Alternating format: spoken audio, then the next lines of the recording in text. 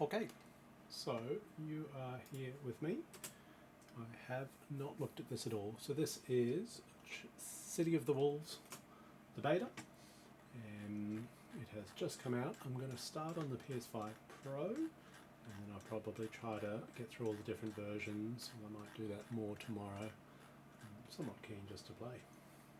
Anyway, let us see. So 161. So this is video interrupt method, obviously 1080p, 59.94 or whatnot. We'll just scroll through and find all of the places where the video interrupt has occurred, and then we will go from there. Good. So that seems to be working. I honestly have not looked at this in terms of trying to get a feel for it. And I have no idea what the other versions will be. So PC might be a bit hard to capture. In the training or the tutorial mode that they give you, there's no command history that comes up. So we might be able to record off the screen just looking at the health bar when that takes a knock, but there's no kind of command history we can use yet. So that looks like that's worked pretty well.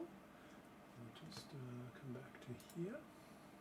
So 0, 1, 2, 3, 4. That's a move. Yep, so clearly motion blur there. So if we say at 0, 1, 2, 3, so we're looking at about somewhere around 50 to 65 milliseconds. So, want sub 1, don't we? Look at this guy's hand. And if we said it was 0, 1, 2, 3, 4. So if we say it's going to be 4, maybe more like 5 by the look of things. Yeah, you can just see that that motion blur comes on presumably the first frame of animation. And we may, if we're lucky, be able to do this. And just go through and change each one of the ones that doesn't have motion blur into one that has motion blur. This is just a bit of functionality I built in the hopes it would be useful.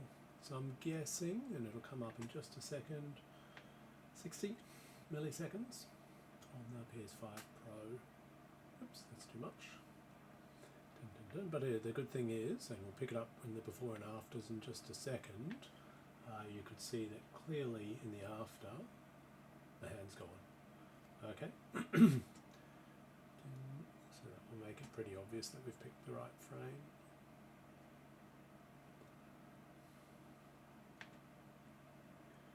Now, oops, too far. Takes a bit of time, but you have to believe this is a pretty efficient way. Well, I guess the only more efficient way we could have done it, which I might do in future, is to have said I'll go one more and then just scroll back, because it seems there are more that are a frame later than there are. If we went a frame later, there would be one frame earlier.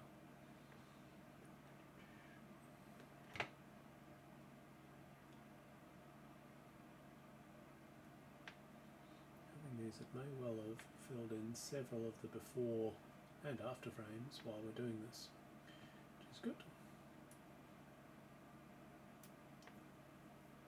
Ha! Nothing. Fine. Alright, so like we said, about 64 milliseconds or so. As you can see, a lot of them have been filled in already, so we'll just capture all of those. Done there. We'll get the afters. Again, several of them have been filled in, so clearly no hand there over his belt. So that all looks pretty good. Sweet. Now, I'll change my program slightly. So I'll just quickly go to the start and play through them all, just so we can be confident that we've picked the right frame for all of them. And you can see he's got a little bit of a kind of chest rise, or he's got a little bit of sway, but clearly we're picking the frame where the motion blur kicks in, and that must, hopefully, unless we've got something wrong, be that to me would be the first frame of animation.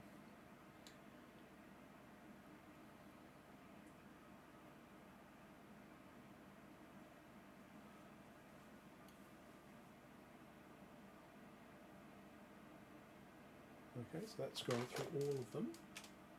Now hopefully